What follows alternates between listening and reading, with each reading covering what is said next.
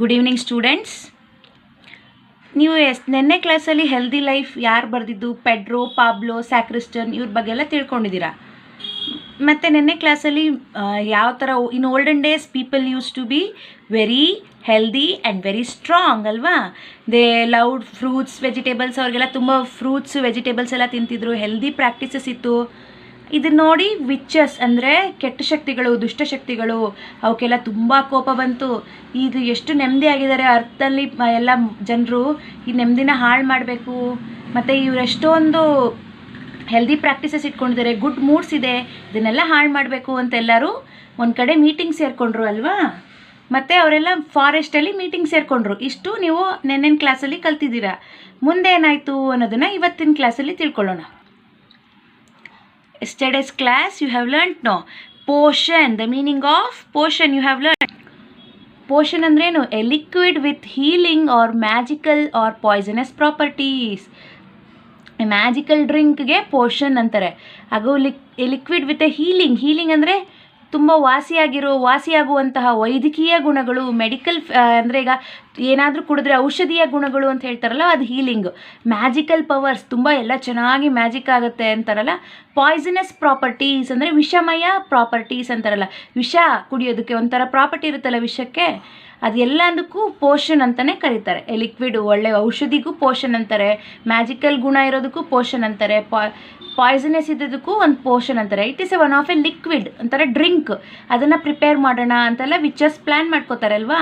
ಎಲ್ಲರೂ ಫಾರೆಸ್ಟಲ್ಲಿ ಮೀಟಿಂಗ್ ಕರೆದಿರ್ತಾರೆ. We will prepare a potion, ಒಂದು ಲಿಕ್ವಿಡ್ ಪ್ರಿಪೇರ್ ಮಾಡೋಣ, ಆವಾಗ ಅವ್ರಿಗೆ ಬದುಕಬೇಕು ಅಂತ ಆಸೆನೇ ಹೊಟ್ಟೋಗ್ಬಿಡ್ಬೇಕು ಜನಕ್ಕೆ ಅಂತ ಪ್ರಿಪೇರ್ ಮಾಡ್ಕೊತಾರೆ ಅಲ್ವಾ.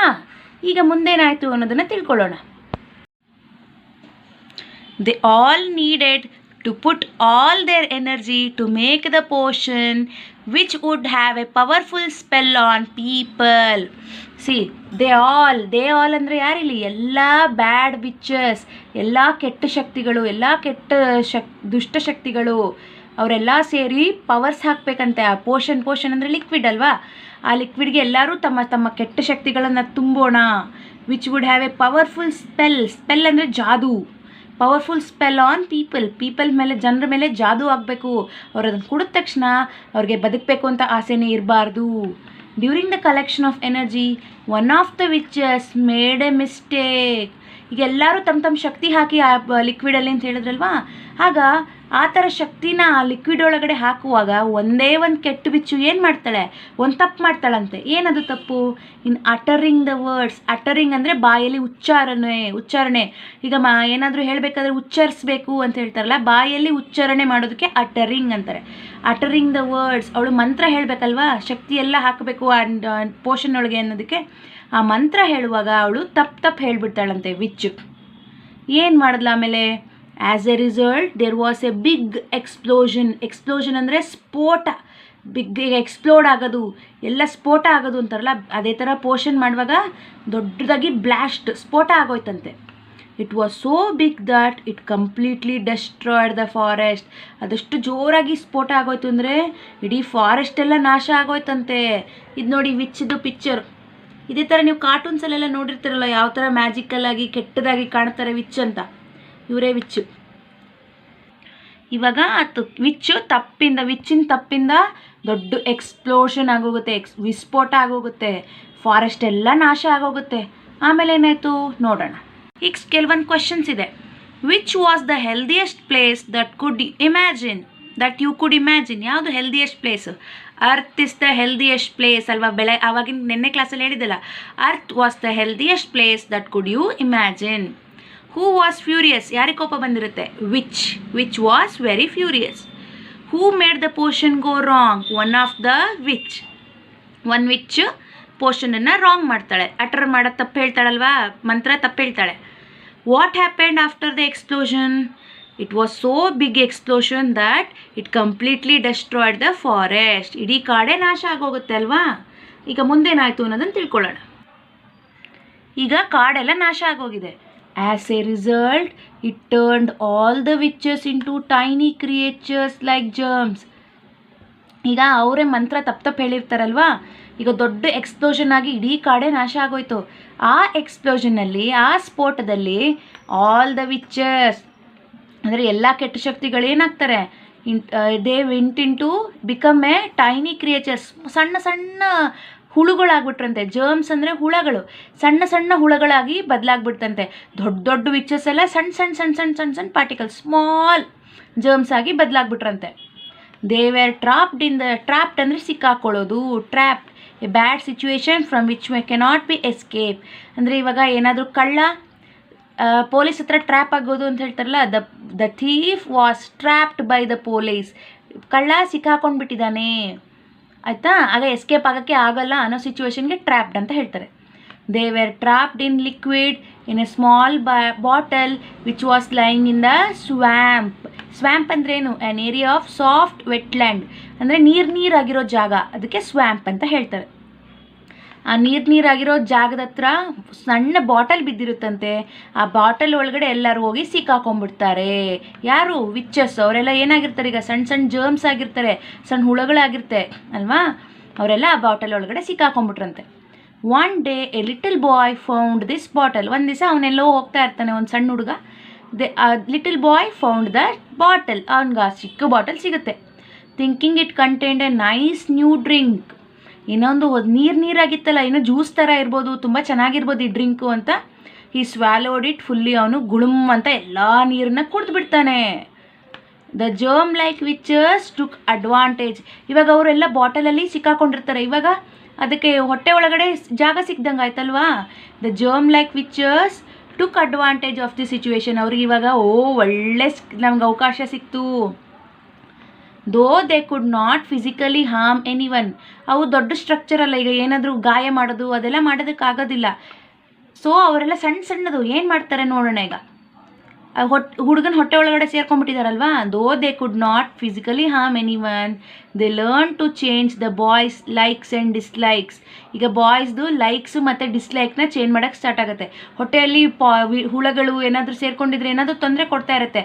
ಈಗ ಅವನಿಗೆ ಇಷ್ಟ ಆಗದೆ ಇರೋದು, ಕಷ್ಟ ಆಗೋದು, ಅದನ್ನೆಲ್ಲ ಚೇಂಜ್ ಮಾಡೋಕ್ಕೆ ಅವಾಗ ಅವನಿಗೆ ಕೋಪ ಬರೋದಕ್ಕೆ ಸ್ಟಾರ್ಟ್ ಆಗೋದು, ಹಂಗೆಲ್ಲ ಮೂಡೆಲ್ಲ ಚೇಂಜ್ ಆಗೋದೆಲ್ಲ ಸ್ಟಾರ್ಟ್ ಆಗುತ್ತೆ. In a few days a funny feeling started in the boy's mouth. ಏನೋ ಫನ್ನಿಯಾಗಿ ಕಾಮಿಡಿಯಾಗಿ ಆಡೋ ಥರ ಸ್ಟಾರ್ಟ್ ಆಗ. ಅದೇನು ಫನ್ನಿ ಸಿಚುವೇಶನ್ನು ನೋಡೋಣ. In few days a funny feeling started in the boy's mouth. ಏನದು ನೋಡೋಣ.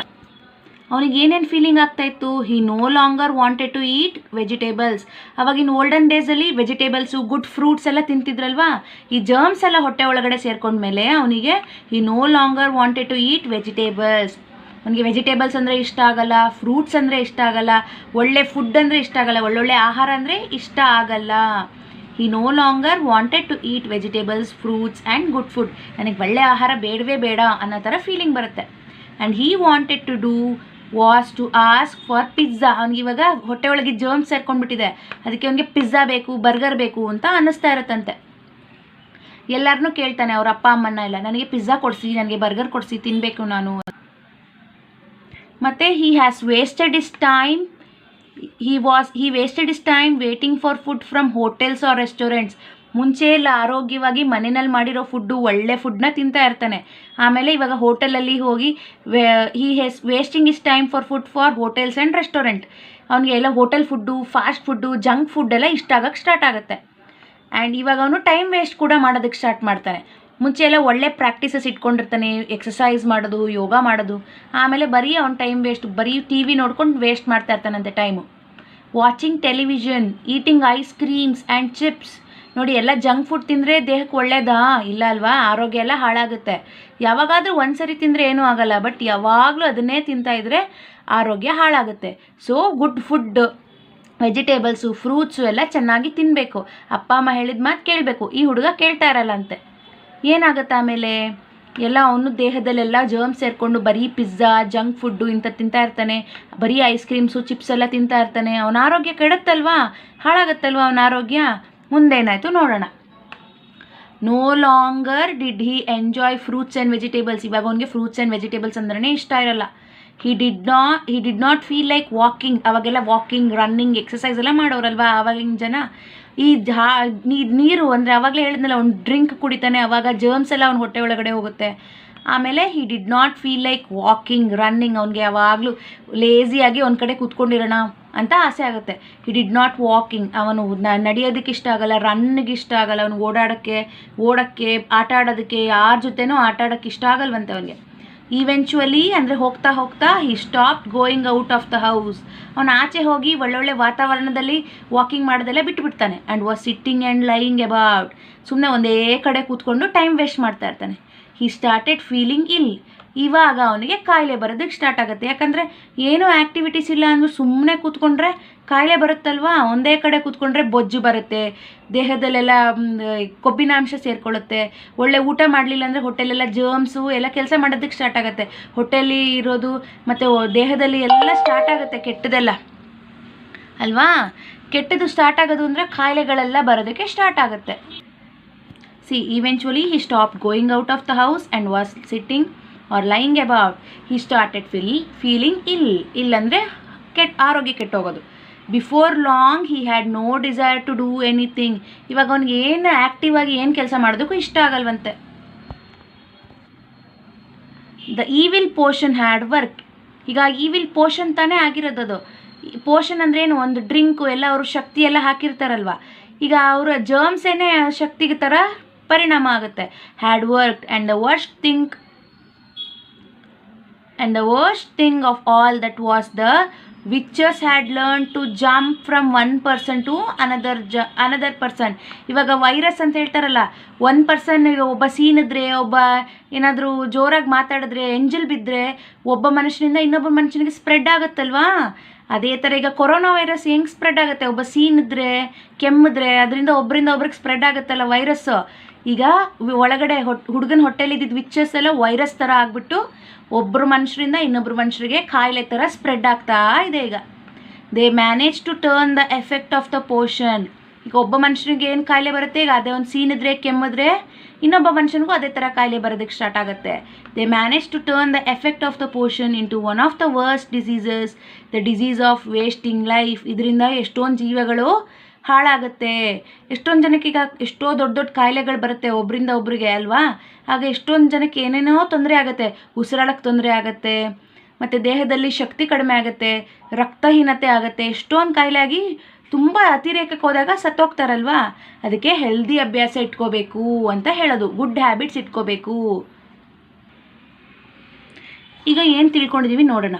What happen to the witches after the explosion. ಏನಾಗುತ್ತೆ ವಿಚಸ್ ಎಲ್ಲ ಸಣ್ಣದಾಗಿ ಬದಲಾವಣೆ ಆಗ್ತಾರೆ, ಜರ್ಮ್ಸ್ ಆಗ್ತಾರೆ. What did the boy do with a new drink. ಅವನು ಏನು ಮಾಡ್ತಾನೆ, ಅವನು ಆ ನ್ಯೂ ಡ್ರಿಂಕ್ನ ಕುಡಿದ್ಬಿಡ್ತಾನೆ. How did the boy change after drinking the potion. ಅವ್ನಿಗೇನಾಗುತ್ತೆ, ಹೊಟ್ಟೆ ಒಳಗೆಲ್ಲ ಸೇರಿಕೊಂಡು ಅವ್ನಿಗೆ ಹೆಲ್ದಿ ಫುಡ್ ಎಲ್ಲ ಬಿಟ್ಬಿಡ್ತಾನೆ, ಜಂಕ್ ಫುಡ್ ತಿನ್ನೋಕ್ಕೆ ಸ್ಟಾರ್ಟ್ ಮಾಡ್ತಾನೆ, ಆಮೇಲೆ ಅವನಿಗೆ ಕಾಯಿಲೆ ಬರುತ್ತೆ. Mention the worst thing that ಈ ವಿಚಸ್ ಲರ್ನ್ ಟು ಡೂ. ಏನು ವರ್ಸ್ಟ್ ಥಿಂಗು, ದೇ ಮ್ಯಾನೇಜ್ ಅಂದರೆ ಒಬ್ಬರು ಮನುಷ್ಯರಿಂದ ಇನ್ನೊಬ್ಬರು ಮನುಷ್ಯರಿಗೆ ಸ್ಪ್ರೆಡ್ ಆಗಿ ಅವ್ರಿಗೂ ಕಾಯಿಲೆ ತರಿಸುತ್ತಾ ಇದ್ದಾರೆ ಅಲ್ವಾ. ಇವತ್ತಿನ ಪಾಠದಲ್ಲಿ ಇಷ್ಟು ಕಲ್ತ್ಕೊಂಡ್ರಿ. ಮುಂದೆ ಆ ವೈರಸ್ ಏನು ಮಾಡ್ತು, ಮುಂದೆ ಏನೇನಾಯ್ತು ಆ ಹುಡುಗನಿಗೆ, ಬೇರೆ ಜನಕ್ಕೆ ಏನಾಯಿತು ಅಂತೆಲ್ಲ ತಿಳ್ಕೊಳ್ಳೋಣ ನೆಕ್ಸ್ಟ್ ಕ್ಲಾಸ್ನಲ್ಲಿ.